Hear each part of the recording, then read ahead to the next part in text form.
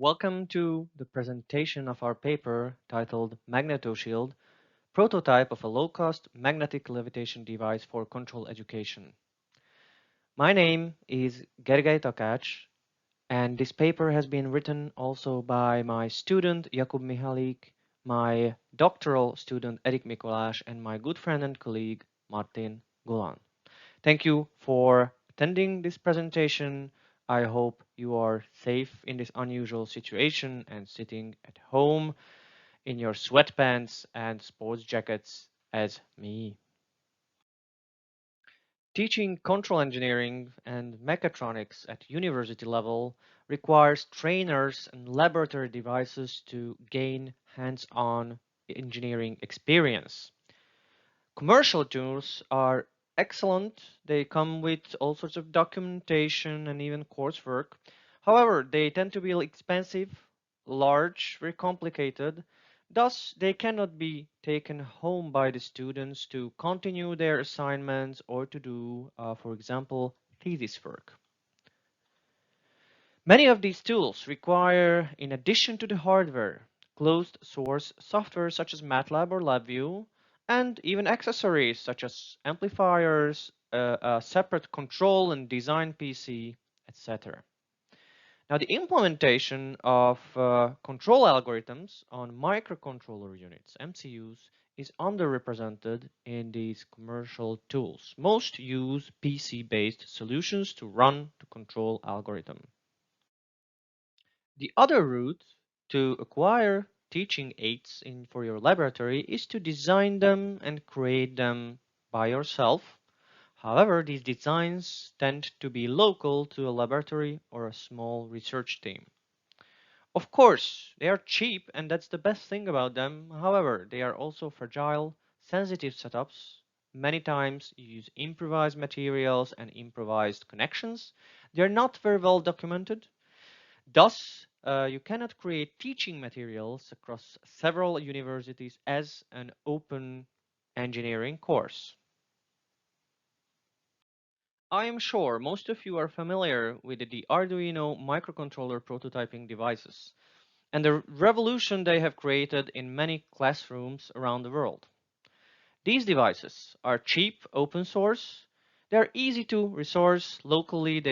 You can buy them online or at shops. They are standardized.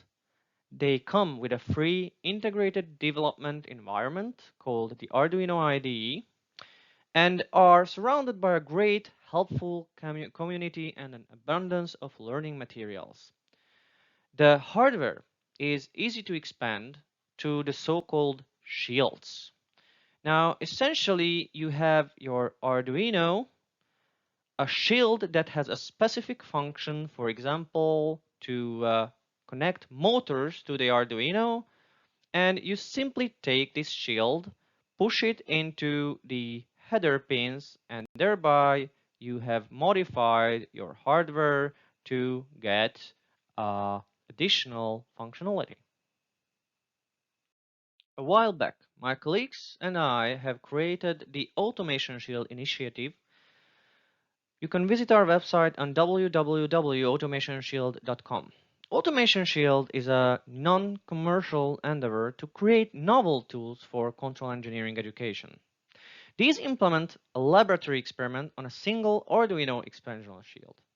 Thereby, we have a tiny mechatronics laboratory in the palm of your hand, and this device is very cheap compared to commercial resources. The documentation for the software and the hardware is open source. You can download and replicate everything. You can build it at home, even by beginners, so they are not hard to create, and we try not to use any exotic materials or exotic technologies. They are fairly standardized. That means that several people can work with essentially what is the same hardware and replicate the course materials or even research. And it comes with free software that is compatible with the Arduino IDE, and some of our designs have also IDEs for MATLAB and Simulink. Our current paper focuses on magnetic levitation devices. In magnetic levitation devices, a spherical iron ball is levitated in the air. The ball must fly through the use of an electromagnet, a solenoid, and keep its position or follow a reference trajectory. These devices some of them are very well made. They come with coarse material, well thought of, and quality products. They come in many shapes and forms, and they are an excellent tool to have in your laboratory because they are inspiring to students. However, these tend to be very expensive. And for example, the blue device in the middle, made by one of the most popular manufacturers of such laboratory aids, costs on the order of tens of thousands of euros or dollars if you wish. As I have previously mentioned, cost is not the only issue. These devices require amplifiers and other instrumentation, so the students cannot take the homework or the assignment to home and continue experimenting or working on their thesis works. In this paper, we present our own design of a magnetic levitation device. This one is integrated onto an Arduino shield. That means that it fits in the palm of your hand and you can just take it and connect to any Arduino or Arduino compatible device. It contains a small solenoid, a permanent magnet, which is picked up by this solenoid when the control algorithm is working correctly.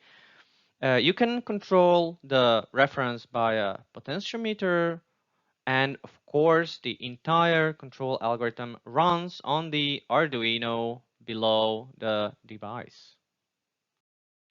A small disc-shaped permanent magnet is levitated in the air, and its position is measured indirectly by a Hall sensor, a magnetic sensor. This Hall sensor is connected to the analog and digital conversion device, which is located in the microcontroller itself. Now, the microcontroller, of course, makes the control decisions, which are programmed by the user, by the student.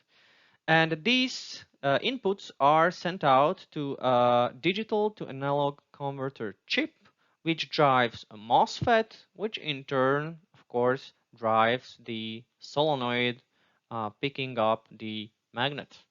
We also have a current sensor, which is an additional information that helps in creating a mathematical model of the system. This is the electronic schematics of our design.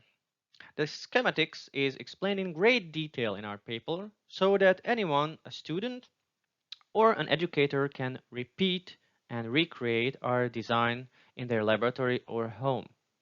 We do not have the time to repeat this, but just to give you a quick look and overview, this is the Arduino to which we have a Hall sensor connected.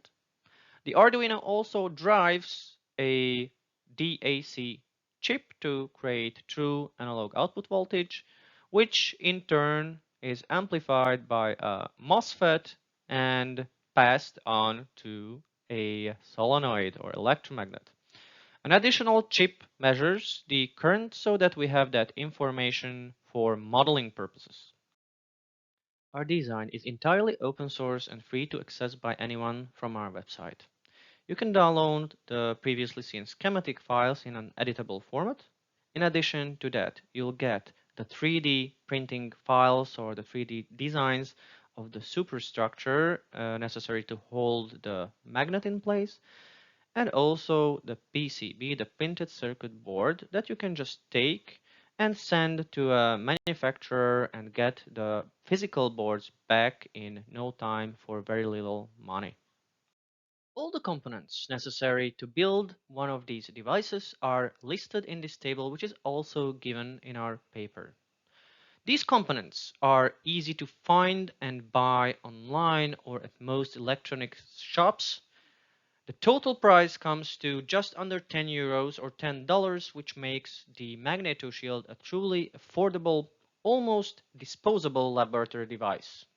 Let me introduce the application programming interface for the MagnetoShield device, that is the part of the AutomationShield library written for the freely available Arduino IDE. This has been designed to make programming and creating feedback control loops easier. In order to calibrate the height reading, the student calls the MagnetoShield object and the calibration method. Similarly, by calling the sensor read method, we can read the height of the flying permanent magnet. When we use the actuator write method, a certain voltage is sent to the solenoid. If we use the aux read current method, the current passing through the solenoid is read. This is useful for modeling purposes. And finally, the reference read method reads the reference from the outside potentiometer. A typical classroom example would start by modeling the dynamics of the system, in which the students can understand the physics of the magnetic levitation, the process itself, create a transfer function model, a nonlinear state space representation, and even linearize that state space representation. All of this is discussed in our paper. Next, students would need to gather their own experimental data and then use this data to find the unknown parameters of the dynamic model. All of this is provided in our API. We provide an example in which students can identify the unknown parameters of a linear transfer function by using MATLAB's system identification toolbox, then compare their results with the true measurements in the frequency and time domains. By linearizing the nonlinear state space equations, students can also find the unknown parameters for this model based on the data, and yet again compare their model to the measurements. The most interesting part comes when students start to apply their knowledge in creating control loops to levitate the magnet. We provide a simple PID example in which the example uses our sampling framework also included in the AutomationShield library. The results are shown in the paper and on this screen, and we can see that the height of the magnet, the height of the levitation follows our reference trajectory very closely. We also planned to prepare a video presentation of the levitation in practice. However, due to the current situation, this is not possible. Before I wrap this presentation up, I would like to show some other devices available freely and with an open source documentation on our website on www.automationshield.com. One of these is the BOP Shield, which stands for Ball on Beam Experiment. This is very well known in control engineering and mechatronics labs, and it's essentially a ball balancing mechanism using a seesaw-like structure. The other prototype we are working on is called Link Shield. This is a flexible link experiment in which students can try the effect of fast movements on flexible elements and learn about vibration suppression. We also have a classical motor speed control experiment, an optical experiment, a thermodynamic experiment, and a ball levitation experiment called Float Shield, in which we use airflow. I cannot pass on without mentioning the fact that these take-home laboratories would be highly desirable for many institutions, teachers, and students, especially at these unusual pandemic times. Actually, many of my students have their AutomationShield devices currently at home and thus are a lot less worried, at least, about their thesis projects and about their experiments. That would be all from my side. Thank you very much for attention and for attending this online lecture. Please read the paper and visit our website for more details, and also feel free to contact me at any time via my website or email address, or contact me by these social media profiles. Thank you and goodbye.